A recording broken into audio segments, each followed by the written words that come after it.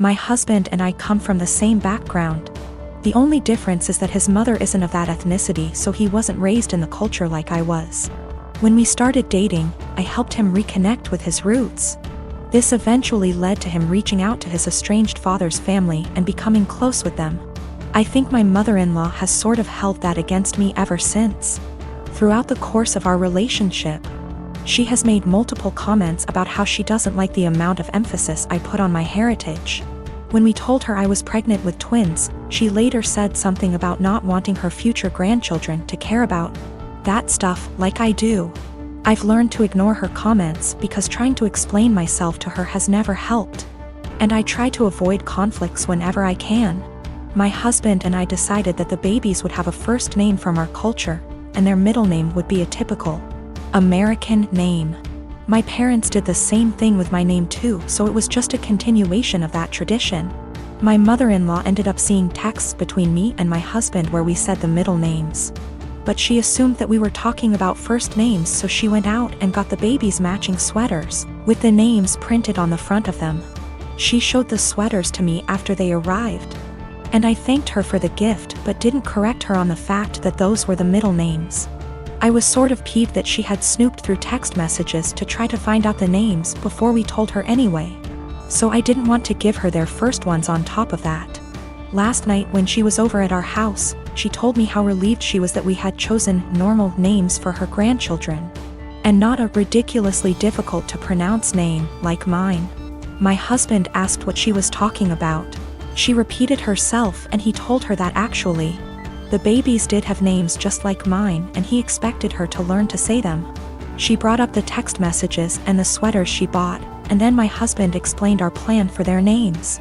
She got really pissed at me after that.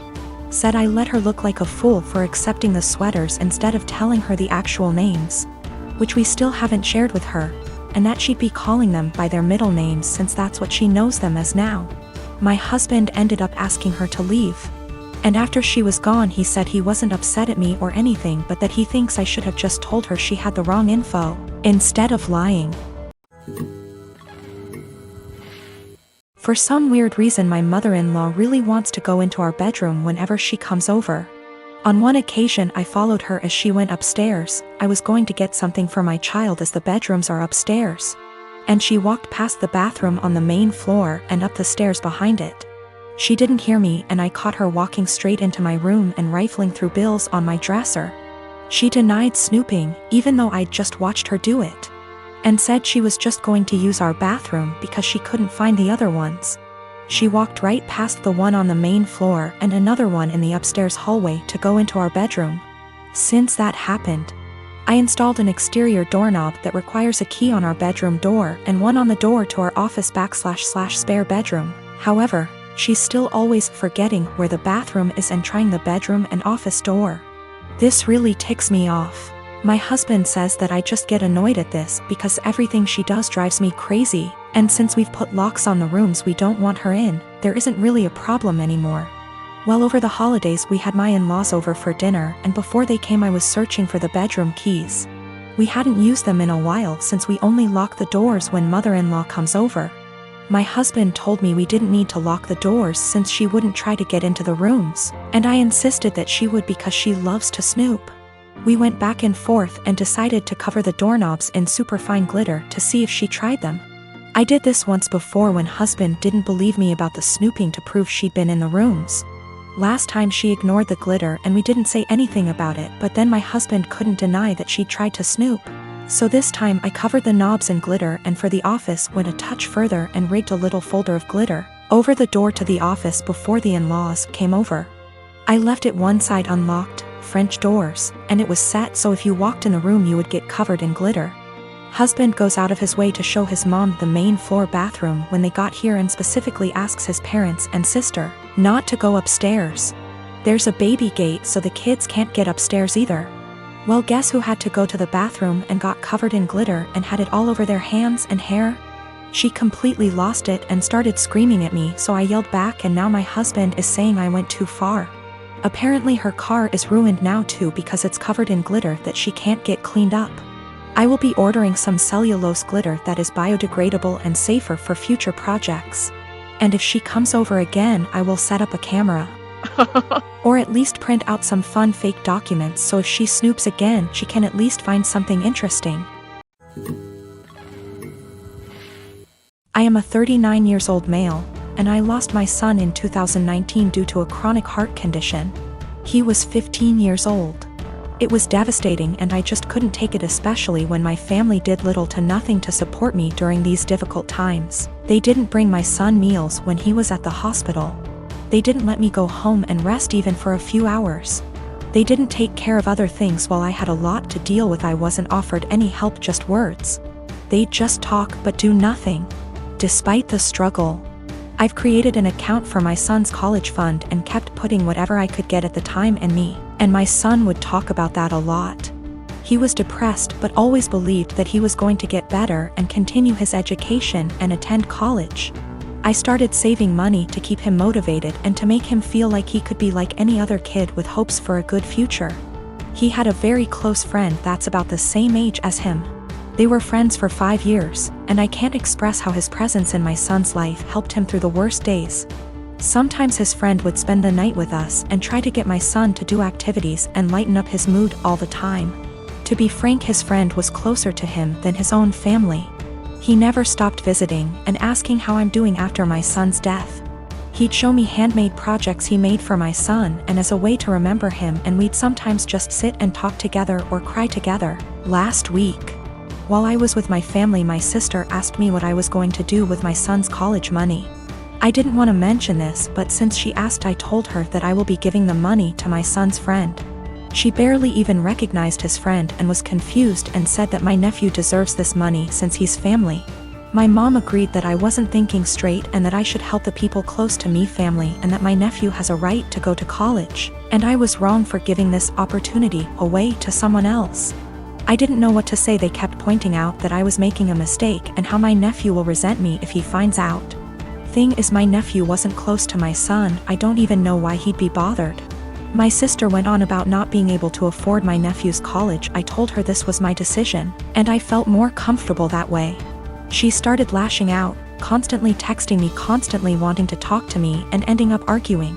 When I snapped, she had my mom calling me, basically guilt-tripping me and telling me I'm wrong and that I needed to think about this. It's just too much pressure and I'm feeling lost and unable to figure out how to deal with this. I have a beautiful wife who loves to serve others. We bought a home down the street from my family. I have a sweet sister who likes to crash at our house with her friends. My wife normally is pretty easygoing until recently. My sister's friends have been leaving messes, mostly towels on the floor after using our pool. My wife got upset picking up after them every day. I have asked my sister to make sure the house is clean after they leave, and it has been better. My wife also complained that some of her perfumes / clothes personal items have gone missing. My sister said it's not her. I believe my sister. I just don't see her doing that. I told my wife and we agreed to just replace them. Last week my wife made a couple of pans of cinnamon rolls from scratch. One pan was for us, the second pan was for a coworker's family who is experiencing a tragedy. My wife went to the gym. I went to work and my sister and her friends came by. The one pan wasn't enough for her and her friends. They wanted the second pan of cinnamon rolls, and my sister texted my wife asking if they could eat them. My wife said no. They ate them anyways. My wife, upset, went and bought new locks.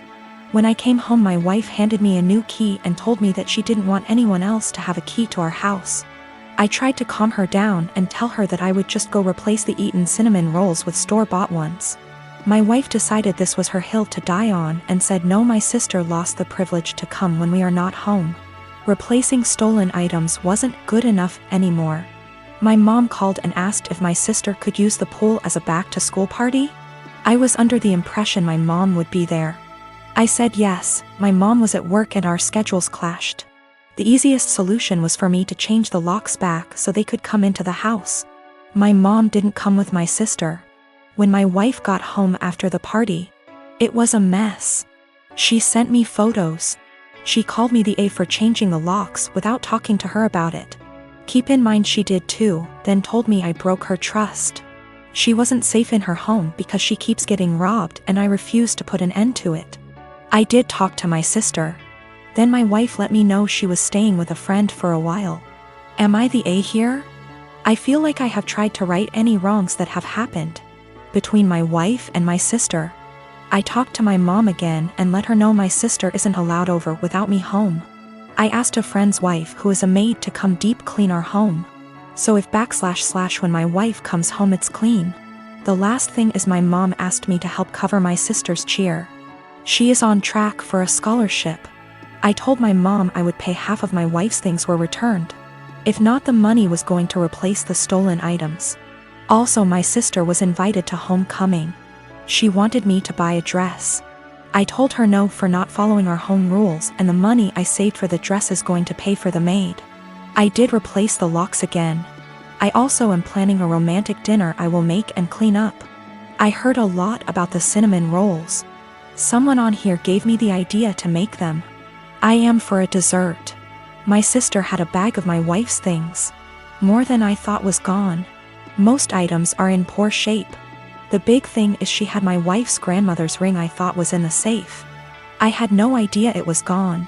My sister said that she found it on my wife's nightstand during the party. She forgot she had it on when she left our home. The ring isn't valuable, it's just sentimental.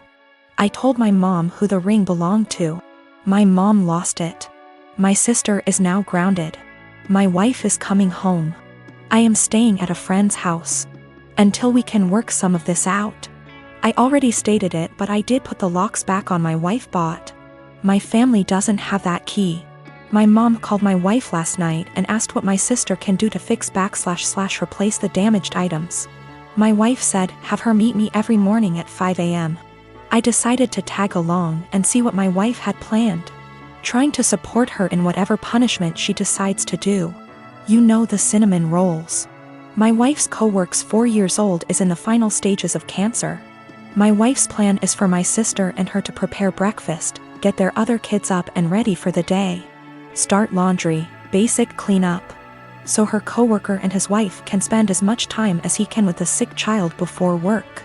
My sister was silent the whole time coming back home. I can tell it really hit her that her life isn't as hard, even being grounded.